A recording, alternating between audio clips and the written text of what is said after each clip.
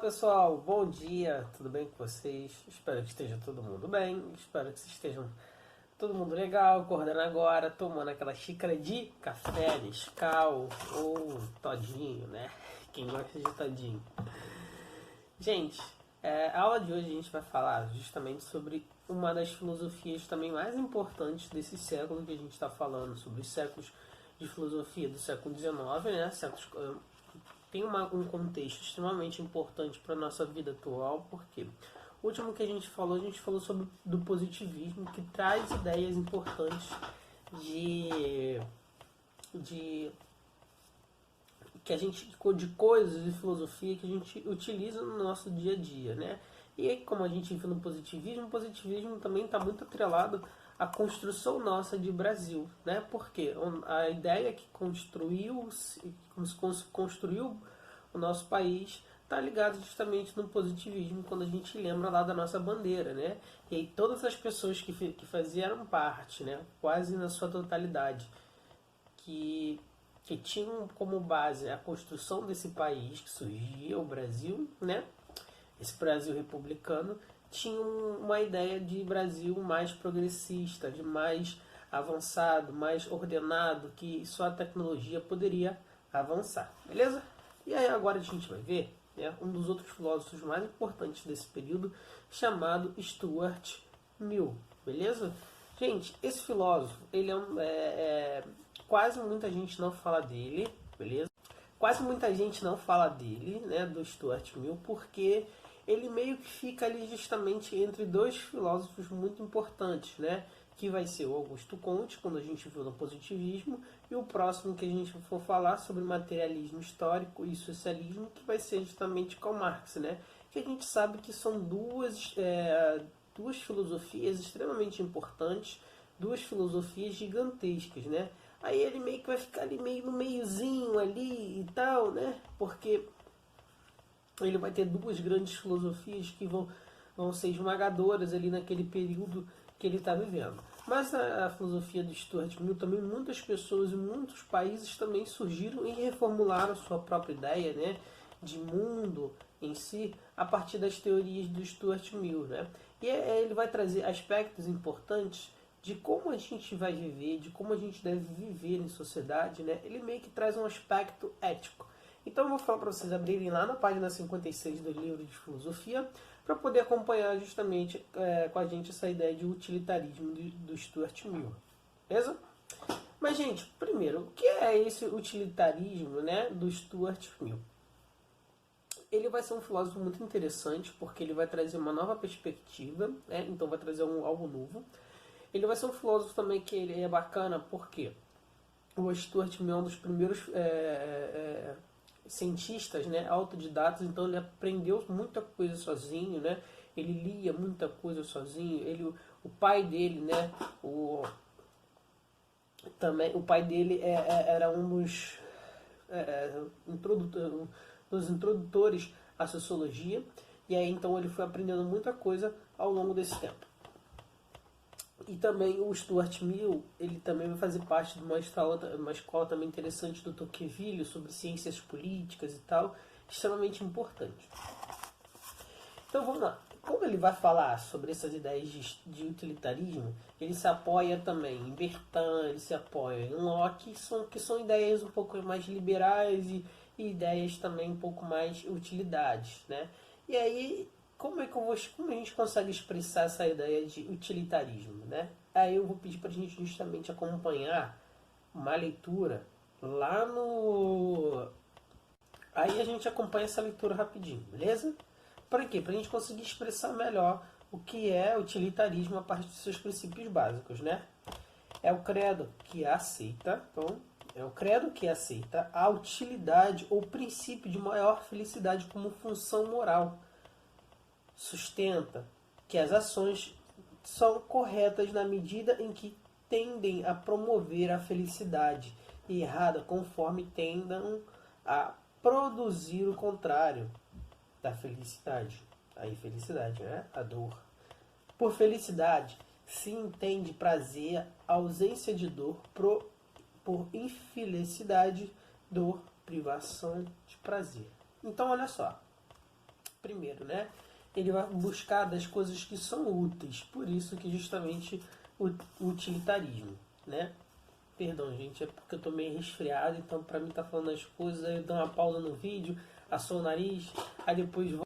E esse negócio de ficar resfriado não é muito legal. Então ele vai falar, vamos lá, retornando aqui para Stuart Mill. Ele vai falar que o utilitarismo é justamente utilizar da felicidade, né, para o bem da vida, para viver, né, para um conjunto de coisas. Né. Ele vai falar que a felicidade vai ser o princípio norteador, né, vai ser a base justamente de tudo para a nossa vida. E a gente deve se utilizar da felicidade. Né. Então, como assim? Olha, ele vai falar aqui. Nossa, tudo para a nossa vida está baseado nos prazeres, na felicidade. Então, eu posso basear todo um conjunto de vida a partir de felicidade, né? A partir das minhas individualidades, porque a felicidade também está ligada nas individualidades, né? Que é eu também só vou ser feliz, né? Quando for uma pessoa liberta, quando for uma pessoa que eu consigo viver de acordo com o que eu quero, né? Porque também a felicidade está muito ligada com o que eu quero. Mas também é um princípio que essa nossa felicidade ela deve respeitar a liberdade coletiva, ou então a liberdade do outro. Beleza? Por quê? É um sentido de reciprocidade. Se eu não respeito a minha, se eu não respeito a liberdade do próximo, não irão respeitar a minha liberdade. Certo? No sentido de reciprocidade. Eu respeito a liberdade do próximo para que um dia ele respeite a minha. E assim por diante. Então cada um pode ter sua maluquice, pode ter suas vontades, pode fazer o que você quiser, né?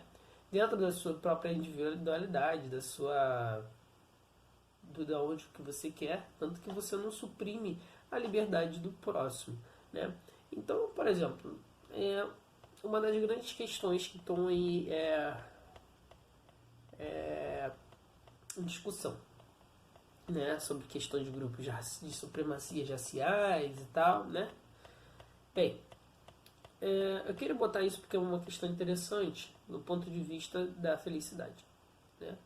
Se uma pessoa no seu âmbito privado, que é a sua casa, tem uma bandeira nazista, né? Vamos dizer que às vezes o cara é um pesquisador, um historiador, né? Ou até mesmo um supremacista.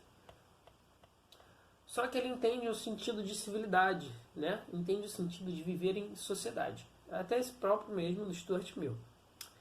E aquilo é o que infelizmente o que faz feliz, né? É o que faz ele pensar ser feliz, completo. Mas a casa dele, a casa de cada uma pessoa é sua individualidade, é algo individual. Ele pode expressar a sua vontade? Pode. Para as outras pessoas? Pode. Faz parte da vida, né? Agora, o quanto que a sua expressão, né, a sua vontade, não suprime a vontade do outro, o desejo do próximo de liberdade.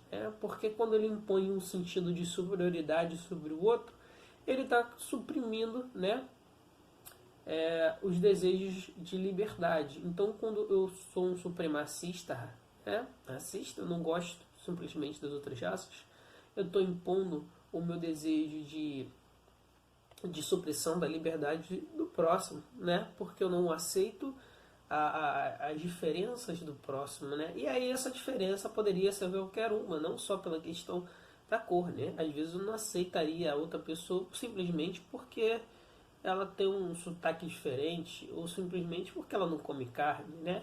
Mas aí o fator principal e a partir do Stuart Mill, é a gente entender que o que me faz feliz não pode suprimir a felicidade do outro. Por quê? E até uma questão um pouco aristotélica, né? Para a gente buscar justamente um bem comum, né? Um bem social, né? O Aristóteles vai ser um filósofo que ele vai partir das ideias também que a gente deve viver em sociedade e viver bem, em harmonia, né? E aí o Stuart Mill, né, sabendo sobre essa questão também do Aristóteles, entende que a gente deve partir da felicidade e dessa felicidade também buscar a harmonia, né, e a coesão social.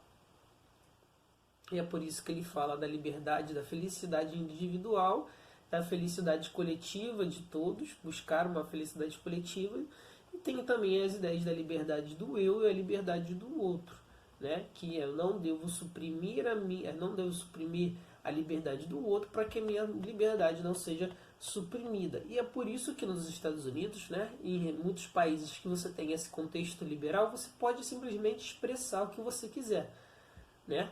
Porque você não pode suprimir a liberdade do outro de expressar a partir do momento que você o respeite, né? Que você saiba a linha do respeito, porque as liberdades também estão nas relações expressivas, né? Estão justamente nas relações de você pensar diferente. Agora, nem todas as pessoas vão pensar de forma igualitária, né? E aí entra justamente esse espaço de liberdade, né? Uma coisa também que ele vai falar, que o papel do Estado, né, o Estado mesmo que a gente vive, né, porque a gente abre mão um pouco dessa nossa liberdade para viver no Estado, para garantir alguma coisa, né? A gente tem as ideias do direito natural, que a gente nasce livre, que a gente quer ser livre, e aí ele falou que é o seguinte, que a gente só abre mão dessa nossa liberdade um pouco para evitar dor, né? Evitar sofrimento, evitar angústia. E aí ele fala que justamente, né, o Estado serve para isso. Para quê? Para evitar nossas dores, nossas angústias. E aí essa é a função do Estado com a gente, né? Porque o Estado vai garantir nossos direitos básicos de liberdade, o Estado vai garantir também nosso direito básico à propriedade, né? Que são coisas que vão nos gerar felicidade e de certa forma nos vão garantir também uma felicidade.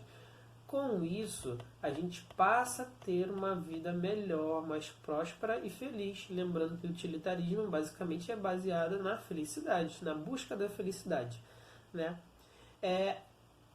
E ele diz também que o Estado só pode se desenvolver e crescer se você mantém justamente, né, os seus cidadãos libertos, né? Os seus cidadãos só vão ser libertos, perdão, falei errado, gente. Só vai manter seus cidadãos libertos, né, livres, felizes. Se você mantém isso, você vai ter um Estado que vai se desenvolver, que vai melhorar. Se você oprimir justamente seus cidadãos, eles vão ser, seu Estado vai regredir, né? Essa regressão também vai ser ruim, porque o sentido de liberdade é o que nos faz feliz, né? Então, por exemplo, se a gente olhar para a Coreia do Norte, né, que as pessoas são suprimidas das suas liberdades, né, dos seus desejos de se expressar, elas vão ser pessoas felizes, né? Muito que a gente vê da Coreia do Norte são as pessoas sorrindo. Mas será que aquele sorriso é real?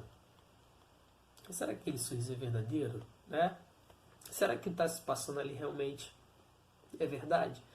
Bem, a gente entende um pouco que não a partir desse Stuart Mill, por quê? Ele vai falar que as pessoas tendem a ser felizes quando são livres. As pessoas vão lá, são livres para poder viver o que querem, para falar o que querem, para falar o que pensam, né? E aí é uma das coisas mais interessantes, beleza? Ó, vou ler só um trechinho aqui para a gente também, na 57, para a gente entender um pouco mais e fechar esse pensamento do Stuart Mill, né? Esse princípio é o do que a autoproteção constitui a única fidelidade pela qual se garante a humanidade, o indivíduo ou coletivamente, interferir na liberdade de ação de qualquer um, o único propósito de exercer legitimamente o poder sobre qualquer membro de uma comunidade civilizada. Contra sua vontade, é evitar danos aos demais, né? Então a gente só vai exercer nosso poder sobre as outras pessoas numa sociedade civilizada para evitar justamente o sofrimento de toda uma nação, o sofrimento de todo um país ou de todo um grupo social, né? E ele fala também numa questão interessante de autoproteção, né? E essa característica também do Stuart Mill é muito utilizada justamente para os americanos, né? Quando se para os Estados Unidos da América, né? quando você se fala também nos princípios de autoproteção, né? Você só vai ser feliz quando você tem a possibilidade de se proteger. Você só vai fazer alguma coisa com o próximo, né? Só vai quando você tem justamente a ideia de proteger uma comunidade e fazer que ela não sofra, né? E aí é nisso também que fez com que os Estados Unidos entrassem em várias guerras para evitar sofrimentos da sua própria nação, né? É interessante para a gente ver também o quanto outros países, como os países se fundamentam, né? Como eles se sustentam. Por exemplo, no Stuart Mill a gente fala muito dos Estados Unidos e a gente depois vai ver em Karl Marx quando a gente vai falar de Rússia, quando a gente fala de Coreia do Norte e China, né? Que aí tá vendo como é que é interessante você ter a filosofia como norteador das coisas, né? E a gente vê que as pessoas não pensam simplesmente do nada. Existe uma origem, uma estrutura de pensamento, beleza? Gente, encerramos essa aula por aqui. Próxima aula a gente vai falar sobre Karl Marx, materialismo histórico, né? Que vai ser justamente aí uma das principais sustentações filosóficas. E aí a gente vai destrinchando melhor ele na próxima aula, beleza? Gente, forte abraço para você. Até a próxima.